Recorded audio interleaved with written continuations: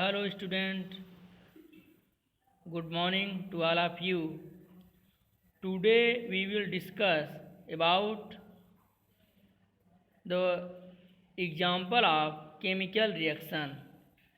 आज हम सभी कुछ क्रियाकलापों को देखेंगे जिसके माध्यम से आप समझ पाएंगे कि यही रासायनिक अभिक्रिया के कुछ उदाहरण हैं। क्रियाकलाप 1.1 देखते हैं। उद्देश्य दिया है किसी रासायनिक अभिक्रिया के होने की जानकारी प्राप्त करना। आवश्यक सामग्री एवं उपकरण आपके पास होने चाहिए। मैग्नीशियम रिबन Mg, परमाणु क्रमांक 12, परमाणु भार 24, चिमटा, burner, safety glass, watch glass इत्यादि।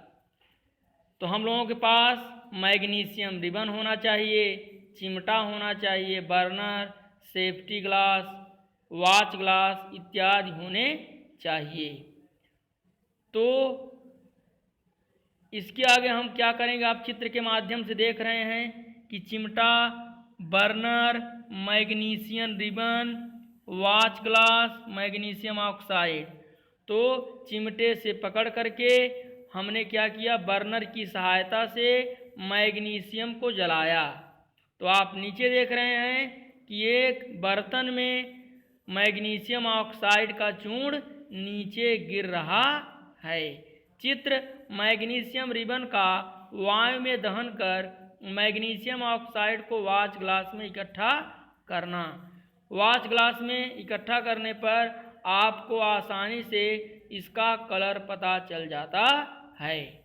तो सबसे पहले हम लोग क्या करते हैं कि मैग्नीशियम को रेगमाल पेपर से साफ कर लेते हैं। रेगमाल पेपर से साफ करने पर मैग्नीशियम चमकीला हो जाता है और रासायनिक अभिक्रिया करने के लिए यह तैयार होता है। उदाहरण के तौर पर आप देखेंगे कि आपके आसपास मिलने वाला एल्युमिनियम न तो ऑक्सीजन से अभिक्रिया करता है सामान्य रूप से, न तो नाइट्रिक अम्ल से अभिक्रिया करता है। तो परीक्षा में पूछा जाता है कि क्या कारण है मैग्नीशियम को जलाने से पहले रेगमाल पेपर से साफ किया जाता है। तो आप बताएंगे कि मैग्नीशियम धातु पर मैग्नीशियम ऑक्साइड की परत चढ़ी रहती है जो कि जलने से रोकती है। तो उस परत को हटाने के लिए हम रेगमाल पेपर का इस्तेमाल करते हैं। तो क्रियाकलाप आप देखेंगे कि नंबर 1, लगभग 2 सेमी लंबे मैग्नीशियम रिबन को रेगमाल से रगड़कर साफ कर लीजिए। तो परीक्षा में आएगा कि क्या कारण है मैग्नीशियम रिबन को रेगमाल पेपर से साफ किया जाता है। तो आप बताएंगे कि मैग्नीशियम धातु पर पतली व चीमड़ परत मैग्नीशियम ऑक्साइड की चढ़ी रहती है जिसको कि साफ करने के लिए रेगमाल पेपर का इस्तेमाल किया जाता है, जिससे कि यह आसानी के साथ वायु के संपर्क में आकर के दहन हो सके, जल सके, जिससे हमें मैग्नीशियम ऑक्साइड प्राप्त हो सके। दूसरा देखेंगे, इसे चिमटे से पकड़कर स्प्रिट लैंप या बर्नर से इसका दहन करिए तथा इससे बनी राख को वाच ग्लास में इकट्ठा कर लीजिए। जैसा कि चित्र में दिखाया गया है, मैग्नीशियम रिबन का दहन करते समय इसे अपनी आँखों से यथासंभव दूर रखना चाहिए, क्योंकि यह छिटकता भी है और हो सकता है आपके आँख में भी चला जाए, इसलिए इसे थोड़ा दूर ही करना चाहिए। क्योंकि रासायनिक अभिक्रिया मानव कल्याण के लिए भी है और मानव के विनाश के लिए भी है।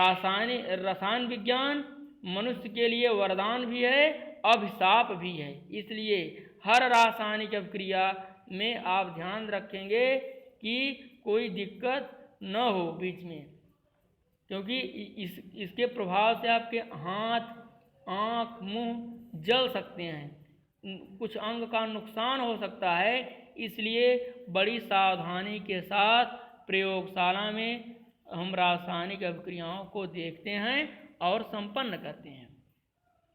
तो प्रेक्षण में हम देखेंगे मैग्नीशियम का टुकड़ा चमकदार श्वेत लौ के साथ जलता है और श्वेत चूर्ण में बदल जाता है। हमने पहले बताया मैग्नीशियम ऑक्साइड सफ़ेद चूर्ण है। यह मैग्नीशियम ऑक्साइड का चूर्ण है। निष्कर्ष, मैग्नीशियम वायु में उपस्थित ऑक्सीजन के साथ जलने पर मैग्नीशियम ऑक्साइड बनाता है। अतः यह एक रासायनिक अभिक्रिया है। सावधानी, इस क्रियाकलाप में शिक्षक के सहयोग की आवश्यकता है। सुरक्षा के लिए छात्र आँखों पर चश्मा पहन लें तो उचित होगा। तो आपने देखा कि मैग्नीशियम को पहले रिबन से हम मैग्नीशियम रिबन को रेगमाल पेपर से साफ कर लेते हैं। इसके बाद स्प्रिट लैंप या बर्नर की सहायता से उसे चिमटे की मदद करते हुए आग पर ले जाते हैं। आग के संपर्क में जैसे ही आता है यह चिटकता है, चिटक के जलेगा और जल करके मैग्नीशियम ऑक्साइड का सफ़ेद चूर्ण तैयार कर देगा। तो रिएक्शन देखेंगे, Mg+O2 तीर के आगे MgO, Mg+O2 तीर के आगे MgO, 2 का गुणा Mg में कर देंगे, 2 का गुणा MgO में कर देंगे तो हो जाएगा 2Mg+O2 तीर के ऊपर दहन हो जाएगा 2MgO। मैग्नीशियम ऑक्साइड का इस्तेमाल हम लोग विभिन्न रासायनिक अभिक्रियाओं में करते हैं। क्रियाकलाप 1.2 देखेंगे।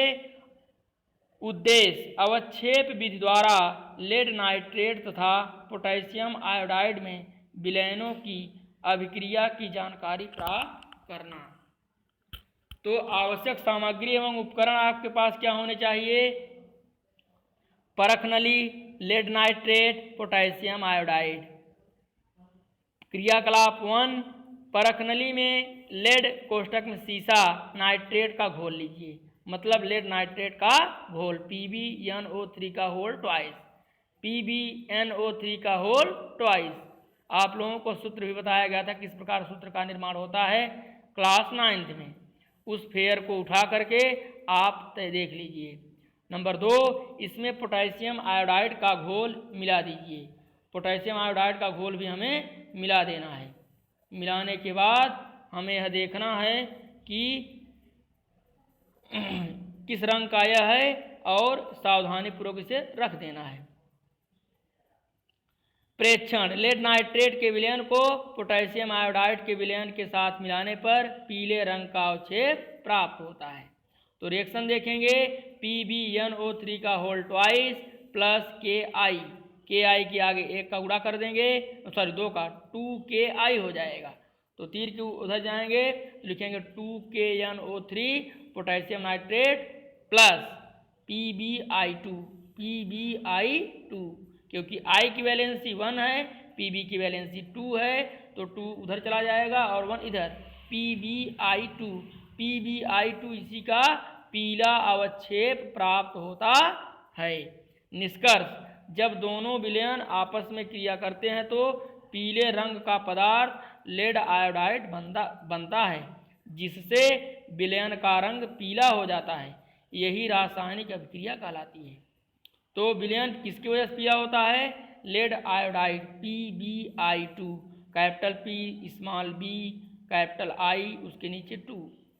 तो इस प्रकार क्रियाकलाप 1.2 में आपने देखा कि पोटेशियम आयोडाइड और लेड नाइट्रेट, पोटेशियम आयोडाइड और लेड नाइट्रेट की रासायनिक अभिक्रिया से हमें क्या मिला? लेड आयोडाइड मिला और पोटेशियम नाइट्रेट मिला। पोटेशियम नाइट्रेट उसी में रह जाएगा और पीला रंग किसकी वजह से? लेड आयोडाइड की वजह से हमें प्राप्त होगा। इसी प्रकार क्रियाकलाप 1.3 देखते हैं। हमने कल बताया था आपको कि मेले में जो हाइड्रोजन गैस के गुब्बारे होते हैं उसे जा कर के आप कभी परखिएगा, देखिएगा, तो उसमें दानेदार जिंक होता है और उसको ले जा कर के एक स्टील के सिलेंडर में रख देते हैं और उसके ऊपर से तन सल्फ्यूरिक अम्ल गिराते हैं तो गैस तैयार हो जाती है। फिर उस गैस को धीरे धीरे खोल करके गुब्बारे को भरते जाते हैं और उस पर धागा मतलब रबर की जो रबर की एक धागा आती है उसी से लपेट कर लंबा लंबा बांधते जाते हैं और उसी को लोग बेचते हैं और बच्चे उसे को खरीद करके उड़ाते हैं। तो उसका रिएक्शन होता है Zn plus H2SO4 dilute ZnSO4 plus H2, Zn plus H2SO4 dilute तीर का आगे ZnSO4 प्लस H2। तो इस प्रकार हम देखते हैं कि तनु सल्फ्यूरिक अम्ल से दानेदार जिंक की अभिक्रिया से हाइड्रोजन गैस तैयार होती है। यह हाइड्रोजन बनाने की प्रयोगशाला विधि है। इस विधि के द्वारा हाइड्रोजन को बनाया जाता है। हाइड्रोजन जो नाम पड़ा हाइड्रा प्लस जेनस, क्योंकि हाइड्रोजन और ऑक्सीजन जल मिल करके जल बनाते हैं, इसलिए हाइड्रोजन को हाइड्रोजन कहा गया। इसलिए H2 को हाइड्रोजन कहा गया, क्योंकि यह ऑक्सीजन के साथ मिलकर के जल का निर्माण करती है। बहुत बहुत धन्यवाद। इसमें किसी प्रकार कोई दिक्कत हो तो कमेंट के माध्यम से अवगत कराएं, तो आसानी के साथ हम इसे दोहरा